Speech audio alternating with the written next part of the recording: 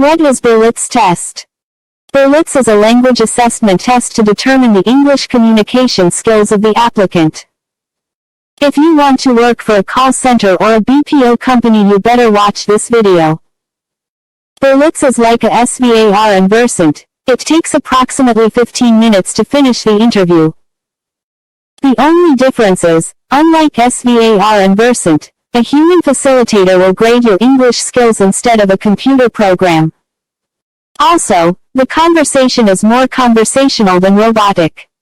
The facilitator will grade you based on the following criteria: pronunciation, accent, grammar and fluency. However, BERLITZ doesn't just measure your English skills based with those criteria like how SVAR and Versant does.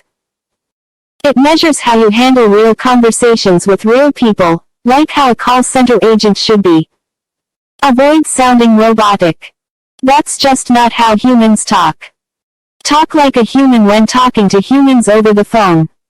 Here is an example of a simulated BERLITZ test with a facilitator. Hello, good morning. So why don't you start by telling me something about yourself, anything, even something outside work? Absolutely. I graduated from Asian Institute of Computer Studies last March with a major in computer science. I've had a chance to put my skills to good use by working freelance in helping some startup community-based business to organize their sales system page. Since it launched a month ago, their sales went up by 30%. In my free time, I create YouTube videos for aspiring call center employees who can't afford training, and I provide tips on how to prepare for a job interview. I read a lot of books and I want to share the things I've learned to my fellow job seekers. Interesting. What books do you read? I read books about self-motivation and self-learning. I love reading those kind of books because it helped not only me but also the people around me, in which I could share the knowledge I've learned. I can see that you love reading books, but we're only set for 15 minutes, so I have to ask you about what you've mentioned earlier, that you've worked freelance helping community-based startups. Can you describe your work in more details? Sure. The last community-based startup I've worked with is a cake shop. I was asked to create a website for them to accommodate online orders. I've developed a sales system that is user-friendly, wherein customers can view all the shop's cake products according to design, price and customization options. I don't charge much for my service. Also, I help the shop to set up their website with a free hosting provider to save money. That's very generous of you. Now, do you have pets at home? Yes, we have 4 dogs at home. Our first dog is a female Aspen that was given to me by my friend. One day, a male stray dog showed up at our house. Since no one claimed the dog, we decided to adopt it, and the next thing we know, they made 2 puppies already. That's a very nice story. Now can you tell me the directions on how to get from the Techno Hub to your house? From the Techno Hub bus stop, you have to ride a bus going to north. In about 5 kilometers you will see the bus stop at the front of Asian Institute of Computer Studies Fairview branch. You have to get off at that bus stop. You will see a Chinese restaurant beside the school, and in the alley beside that there is a tricycle terminal going to St. Louis subdivision. You have to ride the tricycle and tell the driver your destination is Lot 7 Phase 1. Our house is near the community church with the green gate. Who is your role model? It could be anyone. Remember someone who you really admire. Just one. My role model is my mother. My mother manages multiple work at a time and still finds time for a work-life balance. She met her work deadlines and never missed family events. I admire this quality and have applied this lifestyle to my work-life balance. I always follow my schedule to make sure I meet my work deadlines and still make it home in time for dinner with my family. Alright, another question. How would you handle 2 complaints at the same time? First, I will thank the client for bringing the matter to our attention. Then I apologize and accept ownership of the complaint while remaining courteous. I will go through the complaint in detail to understand exactly what the problem is if the complaints are the same. But if the complaints are different, then I will go through each of the complaints in detail to determine the right course of action I will take to resolve the issue. Then I will repeat the details of the problem to show them that I have understood the complaints correctly. I will ask the clients what response they are seeking and decide if the request is reasonable. If it is reasonable, then we will resolve the problem there. But if not, I will offer a reasonable compensation for the clients. If possible, I will contact the client again after a few days to make sure if they're completely satisfied with our resolution to resolve their complaints and let them know that their feedback is important to us. Before we proceed, if you like this video, please don't forget to click the subscribe button and hit the notification bell. Also, don't forget to like and share our videos. Thank you.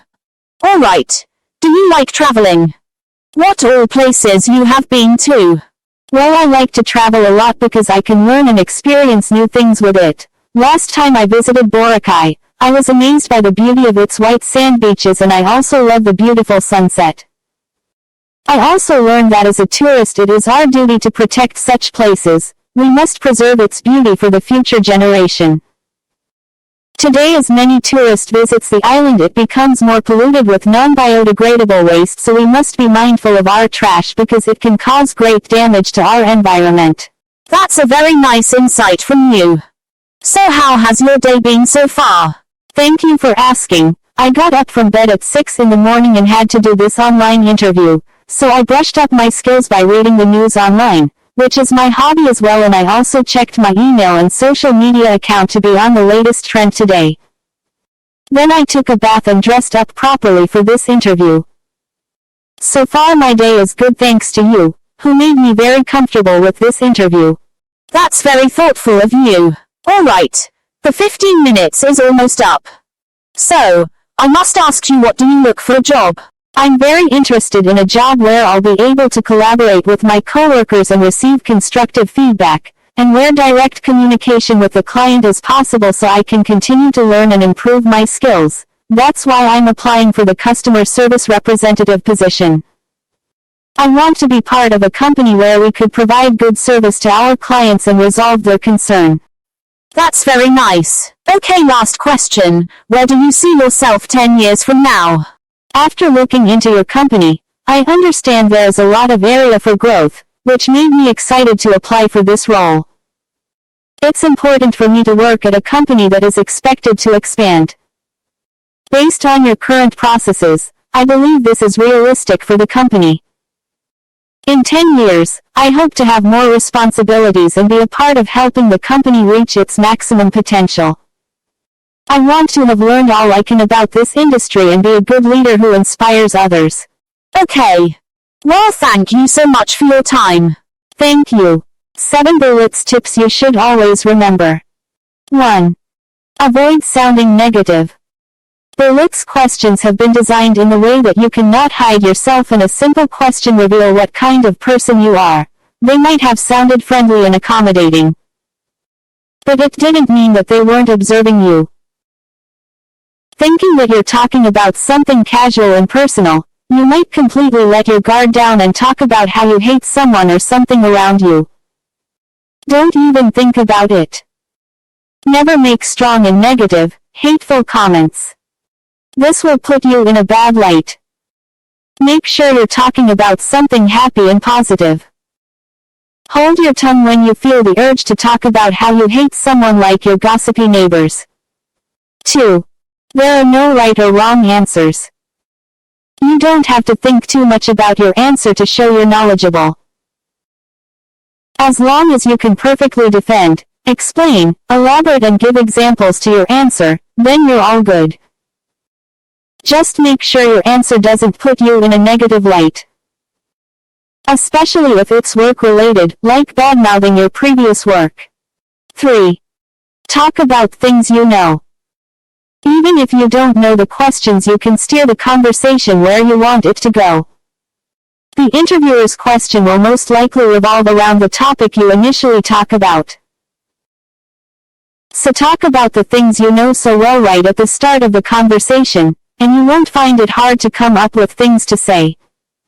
4. Polish your English skills. If you think your English needs serious polishing, now is the time to do it. Set a timetable for yourself in which you will polish your English skills before jumping in an interview. It'll save you lots of time and effort on applying for a job. 5. Practice your nonverbal communication skills. There are two types of communication skill. First is verbal. That is your English speaking skill, and second is the nonverbal or your body language. The way you move your body is just as important as what you say during a job interview. You can practice nonverbal communication skills like direct eye contact and smiling. These skills can help you show your personality to an interviewer while setting a positive tone for the conversation. Smile a lot. It will make you look more friendly, and don't make unnecessary hand gesture or facial expression. Smiling also works wonders with your tone of voice. 6. Research the position you're applying for. BERLITZ interview is mostly comprised of personal questions to reveal your personality, but knowing the company and the position you're aiming for is an advantage. Before your interview, you can research the company and the potential position to familiarize yourself with the job. You can review the posting for the job to find out what kind of employee the company is looking for. You can take note on some talking points for you to meet the job requirements of an ideal candidate. Reviewing the job posting before your interview can show the interviewer that you're motivated to get the position. It can also help you answer some interview questions. 7. Dress nicely. Dressing in a professional manner for an interview is a sign of respect to the interviewer. Whether you're meeting the interviewer in person or using a video meeting, you can dress in a professional outfit to reflect your motivation during the interview. This is another way you can show the interviewer that you genuinely want the position. Dressing nicely can send a signal that you're a serious candidate who's prepared for an interview. I hope that you will find these tips helpful on landing a job in the BPO industry. If you have any questions or suggestions, please feel free to comment below. That's all for now. Thank you for watching and God bless.